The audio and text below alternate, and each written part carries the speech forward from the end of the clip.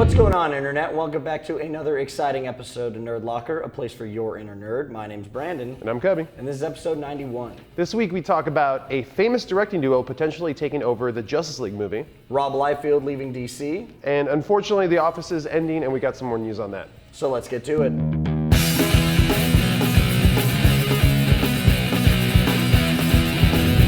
So a few weeks ago, we talked about the possibility of Ben Affleck directing the Justice League movie, and that was a offer and a decline that happened so quickly. We've got some more rumors coming in that that Warner Brothers has a new group that they'd like to assign. Yes, they are apparently approaching the Wachowskis, Andy and Lana Wachowski, to direct it, in which, of course, they're known for Speed Racer and the Matrix trilogy, one of the coolest trilogies ever. And mainly because of those two movies. You know, they do some really great work. They know how to make a great movie. They know how to handle a big budget and handle graphics really, really well. Absolutely. And they totally push the boundaries with that stuff. Their movies might not always be critical darlings, but visually and as an entertainment fest, that's totally what they are.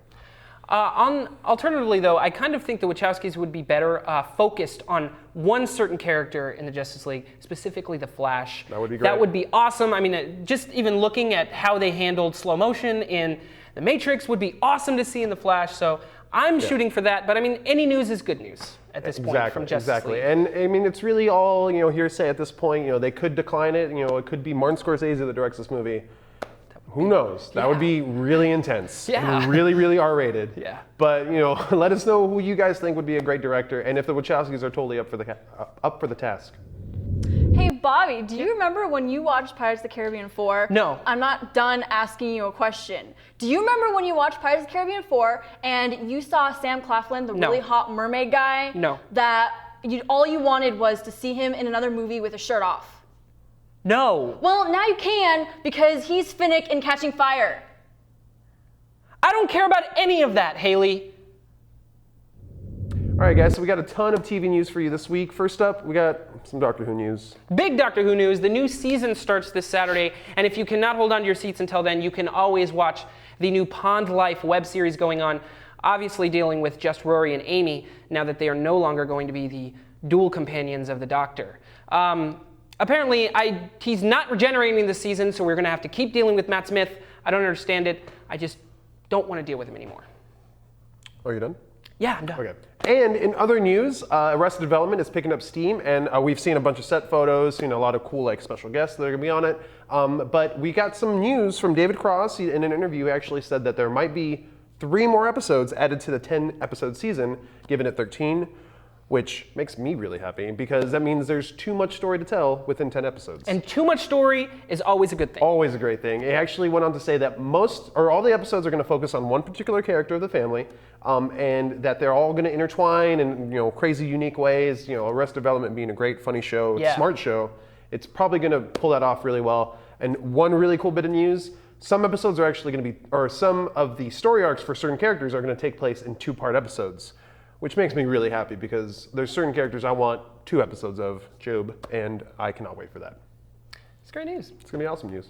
And we've got some Marvel news for you. Marvel TV news. Yes. Marvel has announced that they're going to be doing a TV show. We don't have any specifics yet, but...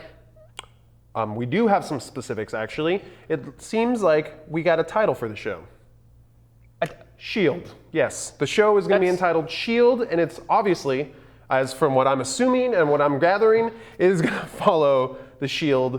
organization. That's very specific news, definitely. Yes, it's very specific news. I cannot wait for this. I mean, it's going along with the rumors that Coulson was going to probably come back as the Vision, as like the android body of the Vision, which I think is really sweet. Just being that I want to see that guy again. He's That's been a huge rumor lately, and honestly, in a TV show, it would be the best way to kind of integrate him in before the second movie in 2015. Oh my God. It's not going to be that bad. It's the last way it seemed like it was going to be really bad. 2015's not that far. The really great thing, though, is that this really means the first step in the direction of an interconnected world between film and show. I mean, this is a whole new form of entertainment. Yeah, I really want to see what DC follows up with this and other comic book companies do. I mean, we've got a ton of great shows shows coming out and a lot more news coming along down the road. So just keep an eye out and let us know what your favorite character you want to see on TV in any of these shows we just talked about. And it's a lot of shows. A lot. So check it out.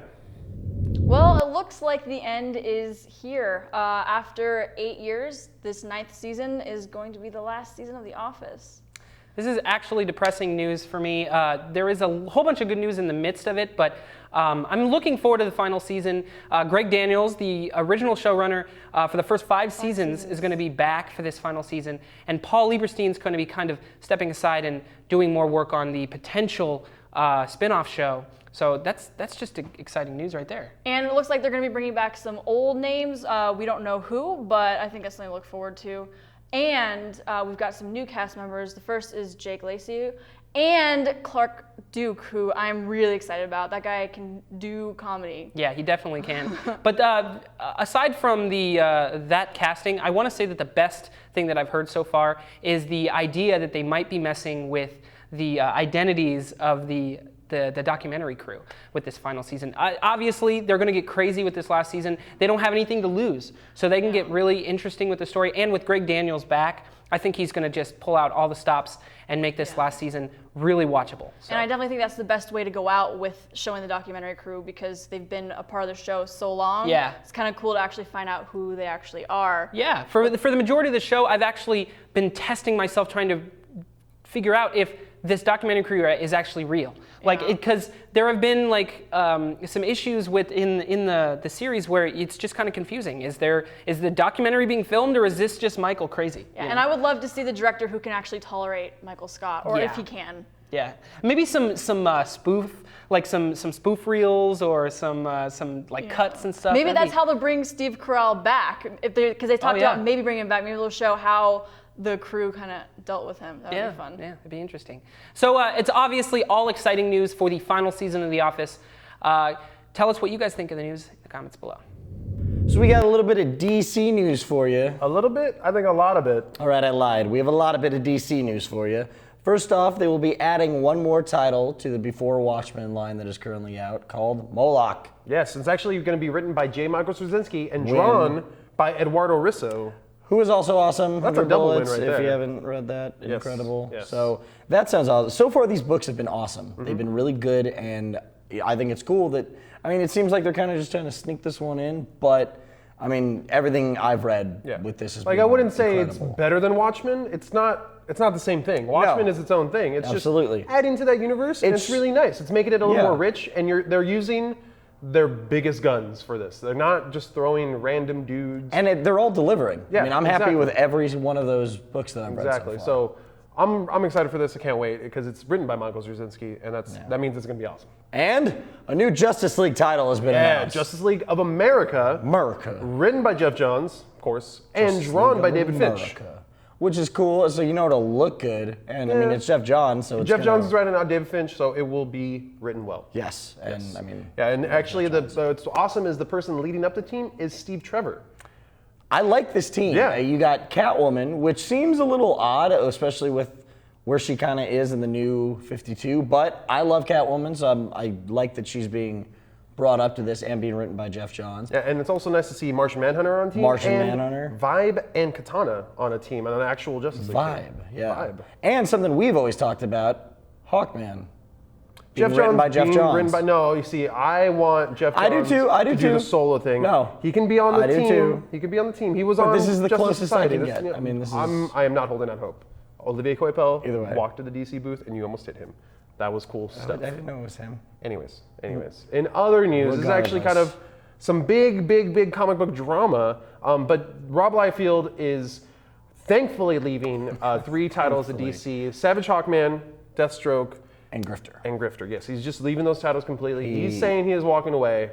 Well, I am calling BS on that. Well, to begin with, he seemed very cordial about it. He just said, listen, I can't, I had to leave before I lost my sanity, so he wasn't happy at DC, but then it kind of got, weird and personal, and actually went as far as to attack Scott Snyder, saying that you don't sell the Batman books, Batman sells the Batman books, and you're not that... This is true to a certain extent. Batman The Dark Knight Rises just came out, And so Batman's riding this huge momentum wave of popularity. But now, before we get into this, I do want to say that this is my personal opinion. Whatever Cubby has to say is his personal opinion. This does not reflect everyone at Nerdlocker. Nope. And Rob Liefeld has done a lot for comic books. Yes. He's given us very memorable characters and teams. Deadpool, X-Force. He's done a lot of his own comic books and own characters. He's one of the founders of Image Comics. Yes. Like, Image is one of the best comic book publication companies out there. Yeah, we talk about DC. Yeah, we talk about Marvel all the time. But as they're writing on characters that were created 70 years ago, 60 years ago. This is all new people starting new careers, new characters, new stories. Image is probably my favorite right now. But with that being said, what the hell is your problem, Rob Liefeld? Dude, personally, I read Batman. I read all the Batman titles, but I'm not running up every day going, oh my God, you have to read Detective, and you have to read The Dark Knight, and you have to read Batman and Robin. Those are all good books, but my favorite, the one I can't wait for every week, is Batman, and that is because of the writer, Scott Snyder, and the artist, Greg Capullo. Yeah, it's not a matter of that being the flagship book. I mean, to get on that book, you kind of have to be a good writer. You kind of have to show that your chops are awesome. And if you're on 3 books, I don't care what it is, and you can't put out an awesome story and no one's going to talk about it, I'm sorry, bro, but you're not that good. And I know a lot of people think, I just kissed Scott Snyder's ass, but guess what? Yeah, but he's an incredible writer. He is, and he's actually a really cool guy. And we had the great chance to meet him and talk to him and kind of get a feel for him. And he knows what he's talking about. He knows what he's doing. By the way, Rob, you had a chance with 4 titles, Hawk and Dove. You had the other 3 you just quit, and you couldn't write one story. So I think it's time you just stick to drawing. Kind of. I mean, you can't finish drawing feet, but whatever. I don't know. All I gotta say is, look, dude, you're a god amongst a bunch of other gods. Okay, there's a ton of great comic book illustrators, writers, guys out there that are doing great positive things for comic books as a whole, and you make it petty and weird and call out someone who's doing a great job on their own and actually respects you and goes as far as to say it, and you shun him. Forget you, man. You completely lost respect in my book. Yep. Deadpool's great, but guess what? Marvel just killed him in popularity. He's overflooded the market now. And Danny Way's been writing them, and it's awesome. Yeah, so it's awesome. Sorry. It's awesome. And Cable's one of my favorite characters. He's the son of my favorite X-Man. Of course I'm gonna love that guy. But I mean, Get over yourself, bro. really, really bugging me what you're doing right now. So get over yourself. F you. I hate you. I've always done it. Hey guys, this is Haley, and my pick this week is my awesome new iPhone case. I got it from the Etsy shop called Kanika Store, and it takes a little while for shipping, but that is only because it's from Mexico, and it's totally worth it. Look at how awesome this is. They have Princess Bubblegum, they have LSP, they have obviously Jake, they have, I'm pretty sure I saw Peppermint Butler, they had Marceline, so it's really affordable. It's one of the best priced cell phone covers that I could find, and I know that on Etsy it's hard to find the right seller because there's so many to choose from, so definitely check out this store. Hey guys, Brandon here, and my pick this week is Paranorman. I just saw this movie and it was 100 times better than I thought it'd be. It's touching, it's funny, it's a great story. Go see this while it's in theaters, and pick it up when it comes out on DVD. So this week I got Jelly Bean, the new Android version on my phone, the HTC One S. And I'm really loving it. I love the new notification system, and I love how you can kind of reply to messages right from your notification window and all these cool transitions, and it helps immensely with how you transition from app to app. Happens so much faster. I'm specifically running CyanogenMod 10's build of it, so that's what my pick this week is, CM10 Jelly Bean. All right, guys, Cubby here with my pick this week. It is going to be Hearthfire, the official DLC for Skyrim that's coming out next week. Finally get a chance to build my own house, Skyrim style, and I cannot wait. I'll give you guys more info on it next week when it comes out. All right, nerds, that is it for episode 91 of Nerdlocker. But as always, till next week, check us out on Twitter, Facebook, YouTube, and nerdlocker.com for all your nerdy news. I'm Brandon. And I'm Cubby. And you guys have a nerdy week.